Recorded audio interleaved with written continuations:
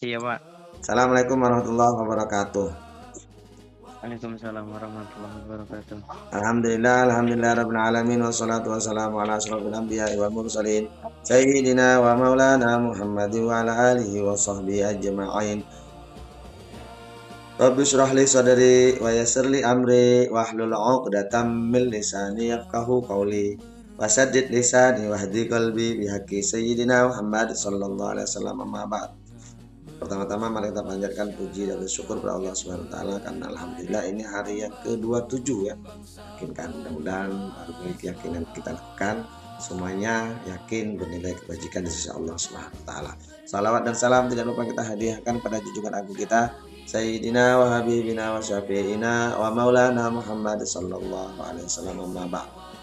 Sebelum itu mari kita kirim Al-Fatihah yang kita hadiahkan untuk para leluhur kita yang telah meninggal dunia.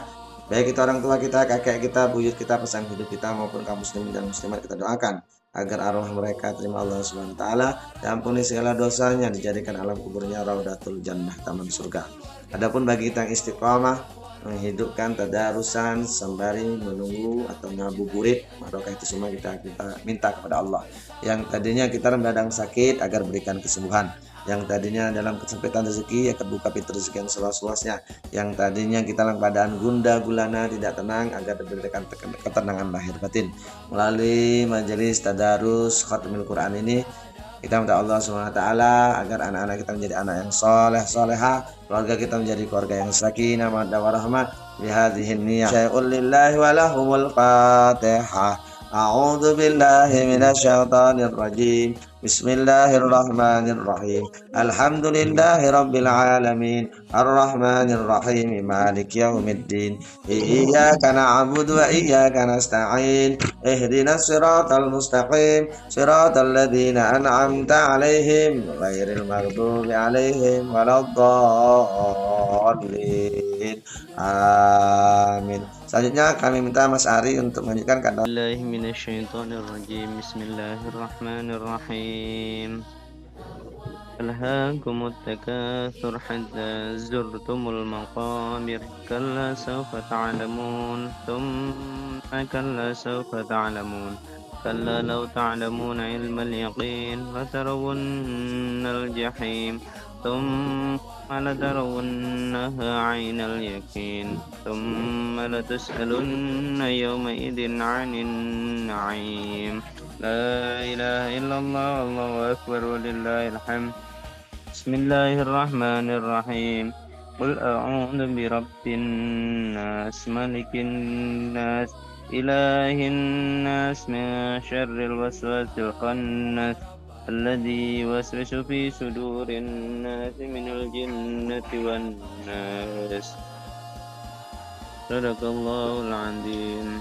اللهم ارحمنا بالقرآن واجعله لنا إماما ونورا وهدى ورحمة. اللهم ذكرنا منه ما نسينا وعلمنا منه ما جهلنا.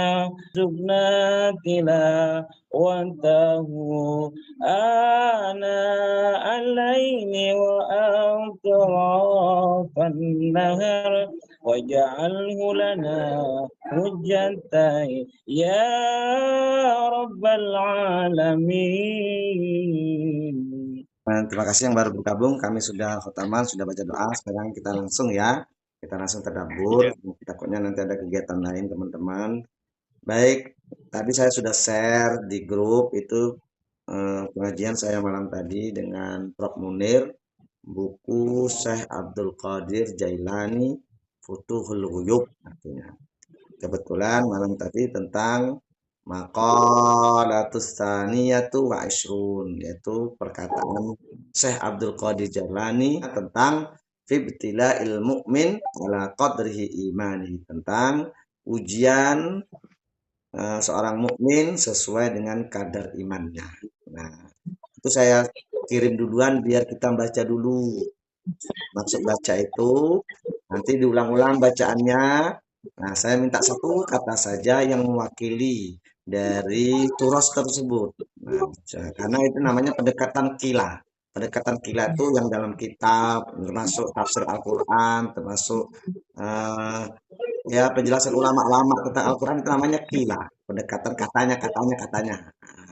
Nanti sekarang saya minta dari kalian baca dari kata turos tersebut, kata kalian itu apa? Nah, itu namanya pendekatan kultu. Tentunya dikonekkan dulu dengan kehidupan sehari-hari. Turos tadi dikonekkan dengan kehidupan sehari-hari. Nah, ketika diungkapkan, dikonstruk lagi namanya kultu. Nah, monggo kami Mas Ari dulu. Mas Ari, kata yang mewakili dari turos tersebut apa, Mas Ari? Tawakal sih Pak kalau ini Oh, dari sini. tawakal. Oh, siap. Mas Ibnu,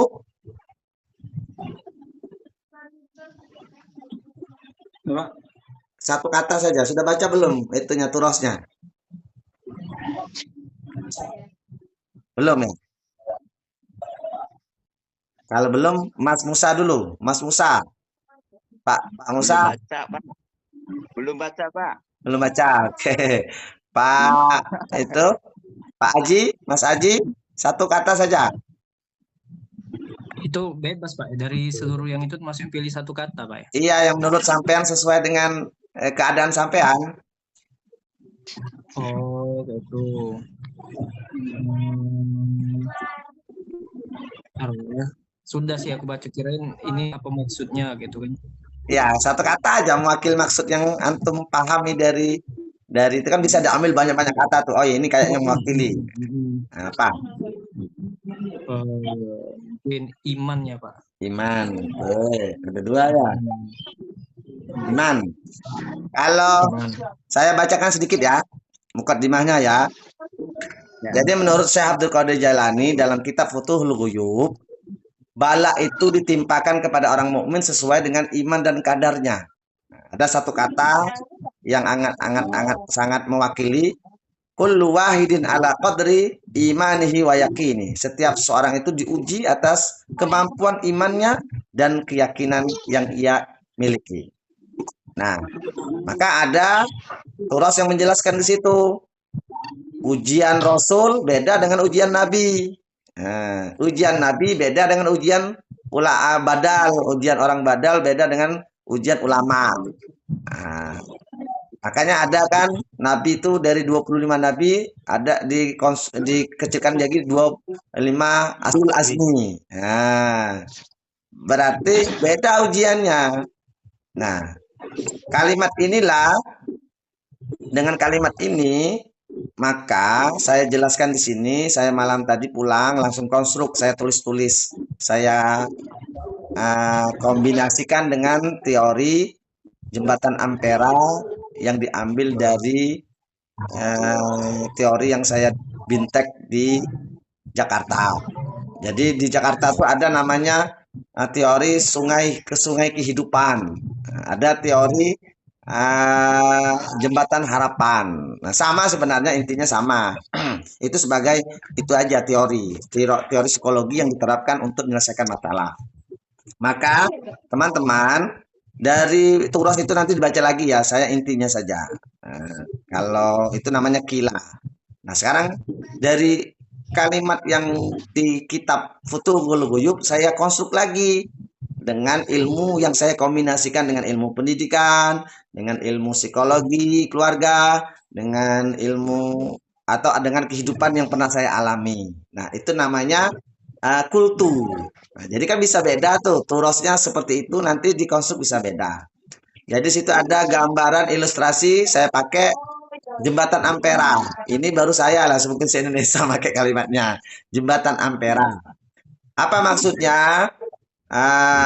Jembatan itu kan antara tempat, kalau di Palembang itu ada antara ilir dan ulu kan. Nah, untuk menyatukannya itu ada jembatan. Nah, kita juga seperti itu. Antara dunia akhirat. Nah, itu harus ada yang bisa menyatukan. Nah, antara Allah yang bersifat abstrak dengan Nabi Muhammad yang bersifat konkret. Nah, itu harus ada yang menyatukan. Antara menyatukan. Nah, itu disebut jembatani, menjembatani. Maka kemarin kita ngaji, Prof Munir cuma mengkonstruk 2 kalimat. Kun kibratul ahmar wakun wasilan. Jadilah. Kalau saya menerjemahkan manusia unik. Kalau kibrit ahmar itu kalau di Google dicari itu sesuatu yang langka, yang mungkin saat ini susah dicari. Nah, itu istilah sufi. Nah, orang sufi yang menerapkan keilmuannya, ideologinya itu sangat langka. Nah, disebut kibritul ahmar. Nah, wakun wasilan, jadilah kalian itu penyebar atau wasilah. Nah, di sini saya artikan menjadi penyebar rahmatal lil alamin. Maka disebut ampera, jembatan ampera. Jembatan yang menghubungkan aku menjadi penyebar atau penghubung rahmatal lil alamin. Yang dimaksud rahmatal lil alamin itu bagaimana? Antara dunia dan akhirat tidak ada beda. Harus ada nyatu connect. Antara Allah Nabi Muhammad tidak pisah. Jadi satu kesatuan. Antara zohir batin tidak pisah dari satu kesatuan. Itulah jasad kita. Ada jasad, ada ruh. Jasad tanpa ruh, maka dia tidak ada rahmatal lil alamin, tidak ada manfaatnya.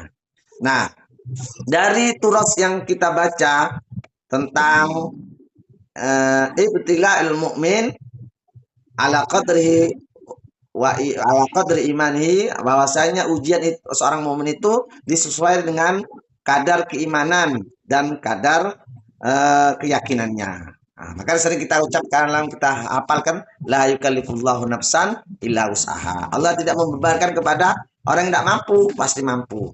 Nah, cuma perbedaannya kalau kita pakai teori jembatan ampera, kalau kita menjadi ingin manusia yang bermanfaat, minimal membawa rahmat bagi diri kita, keluarga kita, nah, termasuk yang kita ada kantor kita, lebih besar lagi kabupaten desa kita, kabupaten kita, negara kita, maka kita harus pahami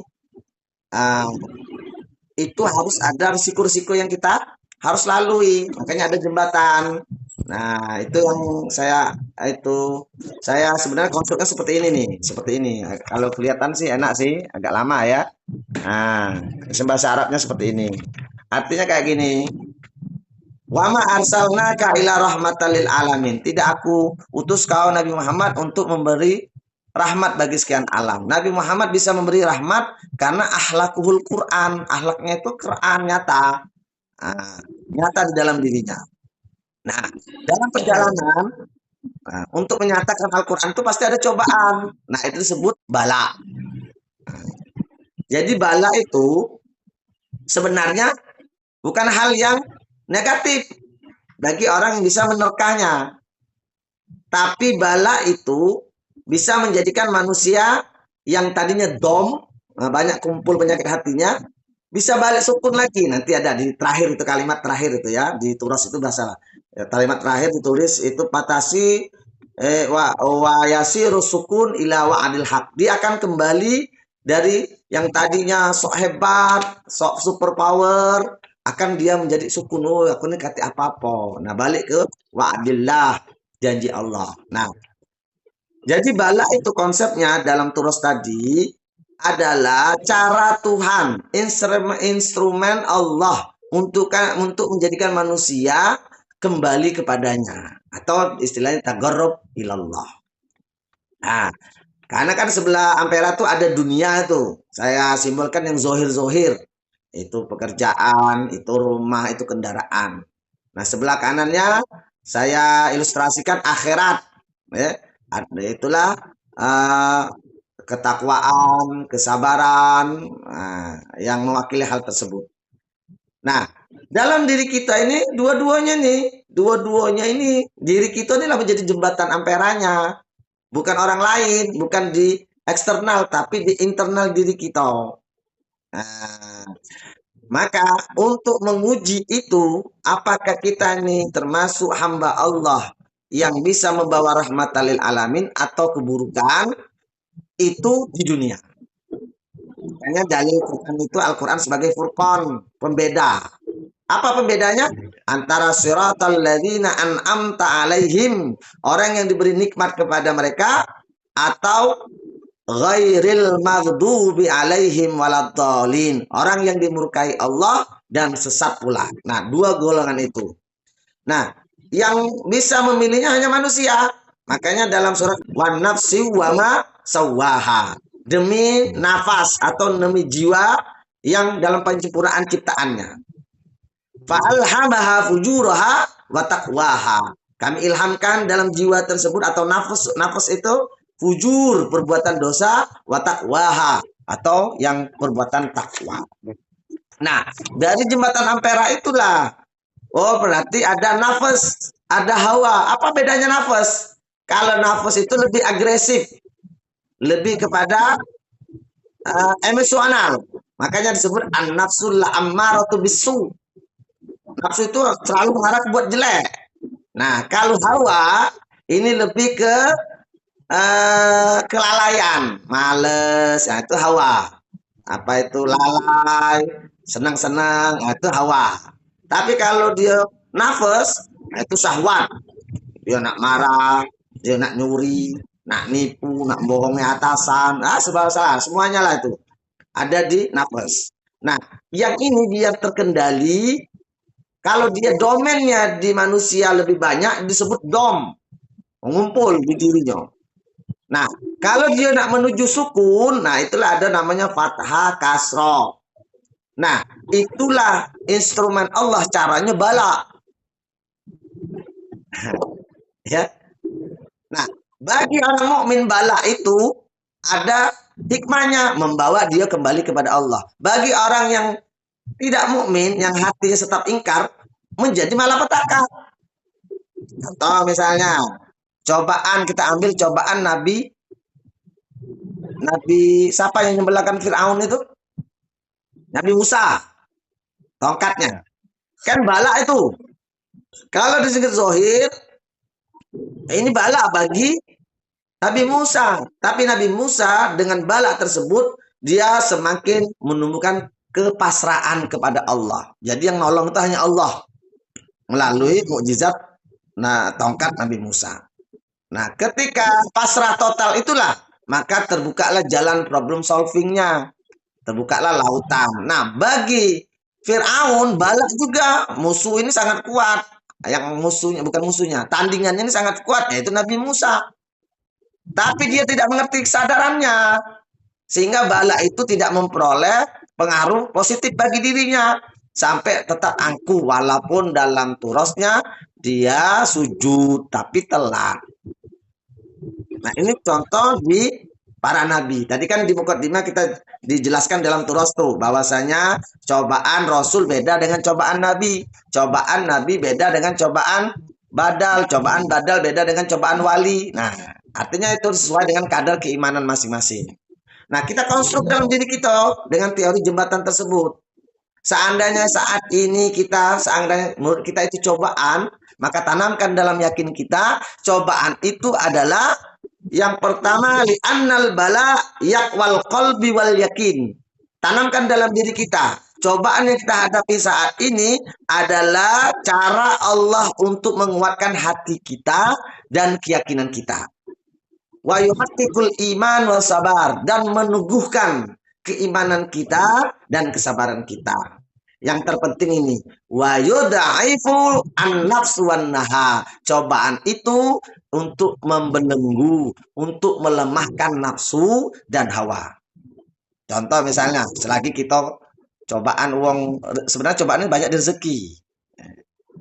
Kalau rezeki banyak, nafsu luar biasa, Pak. Makanya saya kemarin di Jakarta, Ibu Alisa ngangkat tangan. Bu Alisa, sekarang faktanya manusia ini, kalau laki-laki, kalau dia banyak duit, banyak gayanya.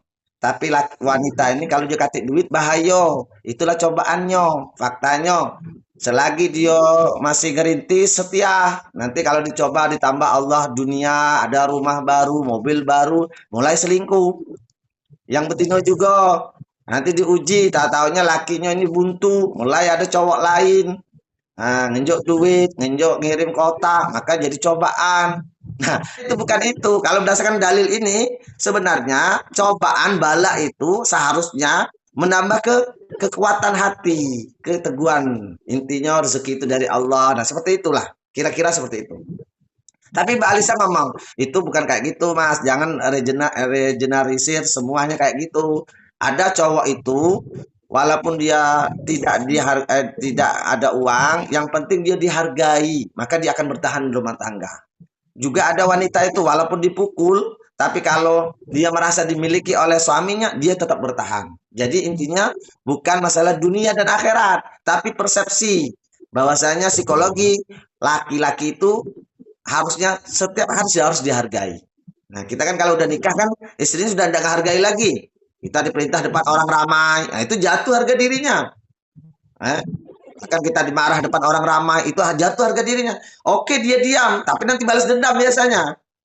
Tunggu kau, kalau ada orang kaya, dia sedang kaya, orang yang lain yang di luar menghargai posisi dia laki-laki, ya yang udah makan belum? Nah, sudah berubah. Berarti ada kalimat perubahan itu dihargai itu. Nah, yang saya balikan lagi dengan bab tentang bahwasanya menurut Syekh Abdul Qadir Jailani, bala itu sebenarnya cara Allah untuk menguatkan keyakinan kita, untuk menguatkan hati kita, dan meneguhkan iman dan sabar kita, dan jala itu berfungsi untuk melemahkan nafsu dan hawa kita. Nah, kadang kita ini diputar dunianya. Ya tadi seperti para nabi, para aulia, sabar, jalani, lakoni. Makanya dalam kegiatan kita sehari-hari kita bisa konstruk. Oh, cobaan biniku cak ini. Oh, cobaan anakku cak ini. Oh, cobaan rezekiku cak ini. Tidak usah kita pusing. Intinya mendekatkan kita kepada Allah. Tapi jangan sebaliknya. Jangan gara-gara cobaan ini kita lebih parah. Lebih parah itu jauh dari Allah. Nah, ini yang bahaya. Padahal hakikatnya fungsi ujian yang Allah berikan kepada manusia untuk meningkatkan level kadar keimanannya. Kan kita sering penceramah bilang kelas 1 ujian kelas 2 beda soalnya, kelas 2 naik kelas 3 ujian, SMP juga beda, SMA sudah beda. Artinya untuk meningkatkan. Tapi kalau kita jatuh gara-gara ujian itu, kita termasuk orang yang rugi. Tapi gara-gara ujian itu kita meningkat, maka kita termasuk manusia yang beruntung. Makanya dalam terakhir kitab itu ditulis fungsi cobaan tadi, yang pertama wa yusirus sukun ila wa'dil haq azza wa jalla. Fungsi bala tadi adalah menjadikan kita sukun, tenang. Oh, tempat balik ini sandarannya hanyalah Allah. Allahus somad. Itu teorinya, Pak. Mas, kalau dijalani ya oleng juga. Aku juga oleng. Sempat juga ada itu. Ya tapi kita kan ada iman, sholat, ada syariatnya caranya sholat. Tapi lebih dari itu, jangan ngatur Tuhan. Nah itu lebih tinggi lagi makamnya. Jangan ngatur Tuhan. Tapi kita menikmati apa yang diatur Tuhan sebagai meningkatkan kualitas diri kita untuk menjadi manusia yang sempurna. Atau disebut insanul kamil. Nah berarti sangat berat, Pak, perjalanan hidup ini. Dan tidak selesai. Ini Mas Aji baru dicoba nih, istrinya tidak selesai, banyak lagi. Nanti kalau seperti anak Mas Musa, udah selesai cobaan rezekinya, dua-duanya PNS, tak tahu ada cobaan lagi, nggak selesai.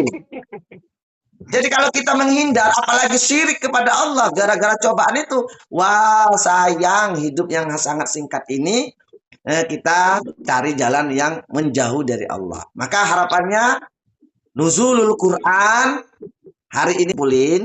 Jadi bala itu jangan persepsikan itu musibah bagi kita, tapi nikmat bagi kita. Kok bisa? Tapi bagi orang awam bisa bilang-bilang kayak gitu. Misalnya dapat ada tomburan depan kita, alhamdulillah, yang mati kita dimarah wong. Ini di batin baik, ini perkara batin. Ya bukan perkara di zohir. Nah, maka dari itu harapannya melalui belajar turos yang Syekh Abdul Qadir Jailani tadi, tumbuh sifat yang pertama ar-ridha bil qada, menerima ketentuan Allah. Termasuk ketentuan sudah jadi penyuluh, ya cukup di penyuluh, nggak usah jadi pengen jadi penghulu lagi. Nanti neraka, belum tahu jalannya. Kita lagi di posisi dunia jadi penghulu, jadi penyuluh, tapi masih mikirin jadi penghulu. Lah namanya nyiksa diri itu namanya. Jadi coba lakoni maksimal di bidangnya. Nah, nanti bisalah Allah yang mengaturnya. Termasuk kita sudah jadi penyuluh, mau berubah menjadi staff misalnya. Ini bukan nyindir, ini ilustrasi. Biar kita itu hidupnya tenang, jadi jembatan. Tapi kalau Allah kita sudah maksimal di bidang kita masing-masing, maka ada doa. Oh, yang Allah itu apa siapa Syekh Murid memberikan sama saya. Ya Jabbar, wahai yang maha perkasa.